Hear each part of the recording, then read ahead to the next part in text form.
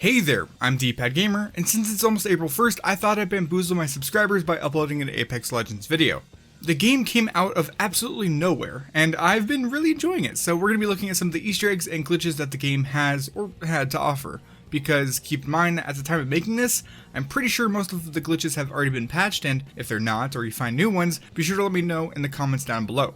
So, we'll be jumping back and forth between Easter eggs and glitches, but let's start with a quick glitch that involves jumping out of the dropship at the start of the game. For a time, launching as soon as possible when the ship took this path caused players to get dropped on the outside of the map's invisible barrier, which resulted in this. I feel most alive when rapidly approaching my... As it happens, the dropship isn't the only high-speed vehicle that you need to be worried about. Like you can see in this clip from a friend of mine, sometimes the respawn ship fights back. During a redeploy from a balloon, he happened to get hit by the respawn ship that was in the middle of speeding off, which made him speed off all the way out of the map.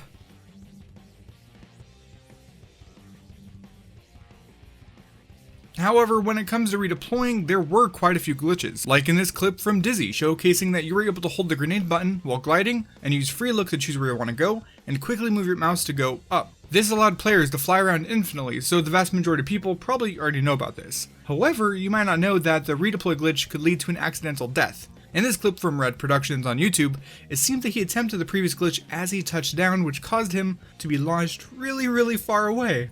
Insert line about cheaters eating desserts. Not stopping there, there is also an issue for a time where if you were coming in for a landing with an object just above you, it was possible that you could become stuck inside that object. Like here, the Wraith becomes trapped inside of a chunk of bone in Skulltown. At first it seems like it could be useful to shoot at enemies, but there's actually collision on both the inside and outside of the bones. There's something poetic about this game's resident edgelord becoming imprisoned in the remains of a long-dead creature. And in a very similar way, Mirage bamboozles himself into the ceiling of a tunnel at Artillery Battery, but this situation made for a much better view.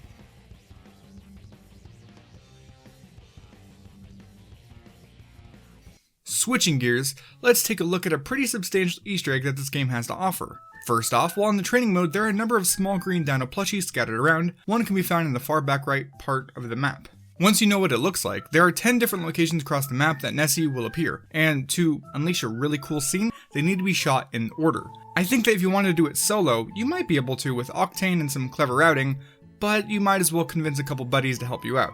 On this map is every location, and the correct order of plushie gunning. They always appear in a pool of water on top or near some lily pads. For our go with this, I sent our Pathfinder to cover locations 1, 3, and 6, Lifeline went for 2, 5, and 9, and as Octane, my personal favorite legend as of making this video, I covered the eastern side of the map with 4, 7, 8, and 10. Admittedly, my friend's footage looks like it could be at home with the notepad text instructions, like old school YouTube, but we'll quickly run through the 10 locations in case you need to do this yourself or want to, because it should still work on live servers. The first Nessie can be found in an isolated puddle just north of the respawn beacon in the Cascades region. It can only be activated with a gun, so grab something and pop it once. Nessie 2 is in the pond right next to the respawn beacon over in Skulltown. The third is tucked away next to a concrete support of the pipeline in Slum Lakes. The fourth is also near the relay spawn beacon. Look for the large waterfall, turn to the right, and it's over in that patch of lily pads. The fifth is inside one of the reservoirs at Water Treatment. Just east of Runoff and south of the respawn beacon is number 6.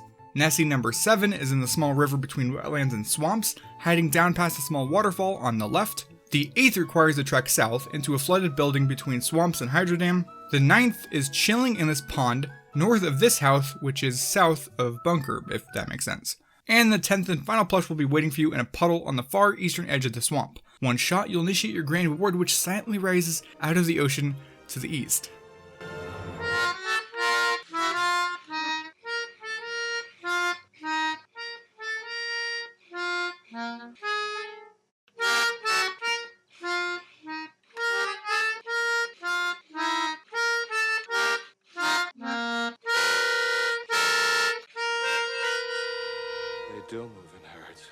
All in all, this process only took about 7 minutes in a game, so Lifeline and I were actually able to get back into the ring and somehow made it all the way to the final 2 squads, where I proceeded to absolutely choke and lose to a Wraith. Now, the whole thing might seem a bit random, not to death, that was inevitable. If you're like me and a bit unfamiliar with the Titanfall series, which Apex Legends is an extension of, the Nessie Easter egg might seem a bit odd.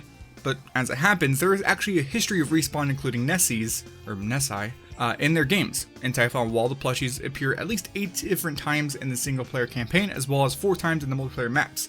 And in Titanfall 2, in the 3rd mission, you could actually collect 3 bottles of sake, then jump into a pool of water which would teleport you to a very ominous Nessie sanctuary, which it seemed they're having a bit of a meeting and a bit busy, as one turns around, notices you, and you're actually teleported back out.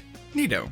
You want to see a glitch that I ran into, which is also neato? If you walk against this vending machine in Melee, your character will just sort of float up onto it. This is what it looks like from another perspective.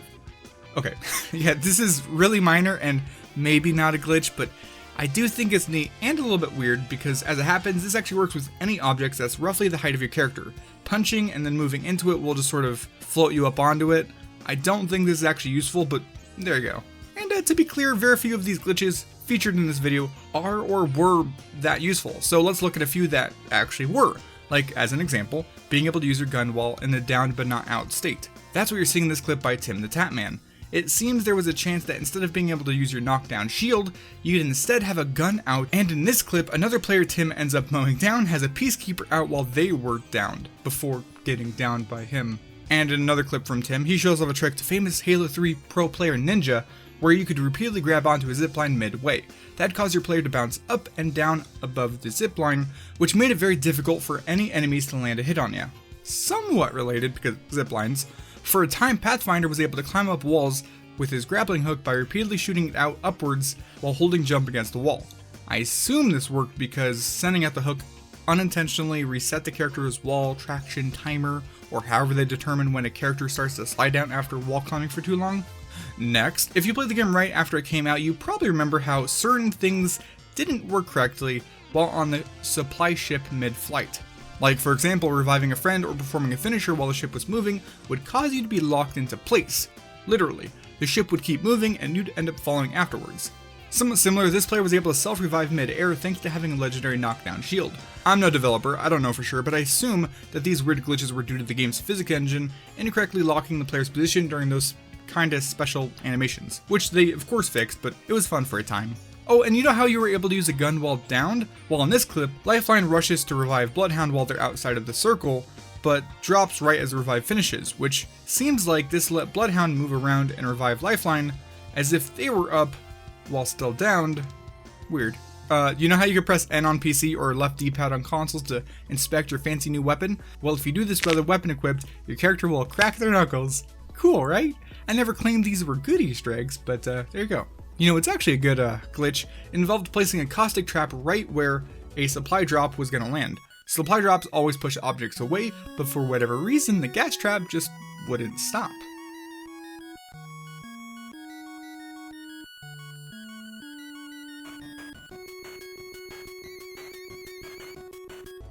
For a time, some people were able to exploit a glitch where they wouldn't stop kicking. Apparently, all you needed to do was have your ult fully charged, and assuming it could be cancelled like Bloodhound for example, you'd spam melee, then ult, then melee, and so on.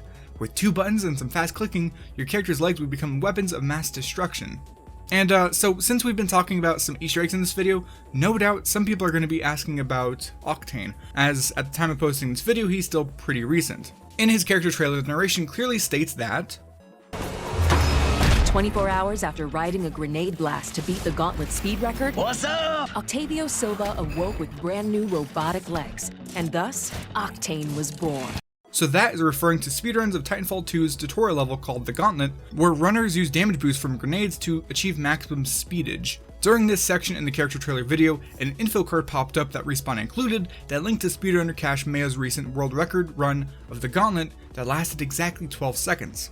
I've seen and heard some people incorrectly make the assumption that this means that Octane is directly based on Cash Mayo himself, which makes no sense. I mean, these characters have been in development for many months, and Mayo's Cash Money run was only 2 weeks before the character's release. So to sum it up, Octane is based on Titanfall 2's speedrunners, but not the current world record holder himself. I hope that clears it up in case anybody was confused, and it probably won't actually fix it, but hopefully it stems off all those confused comments. Now to finish off the video, we have a very special Easter egg, as this one is a lot more straightforward and meaningful. Firstly, in addition to the Nessie plushes, in training mode, you can climb up onto these stone blocks and see a cute little dog plush. This also has a counterpart out in Kings Canyon.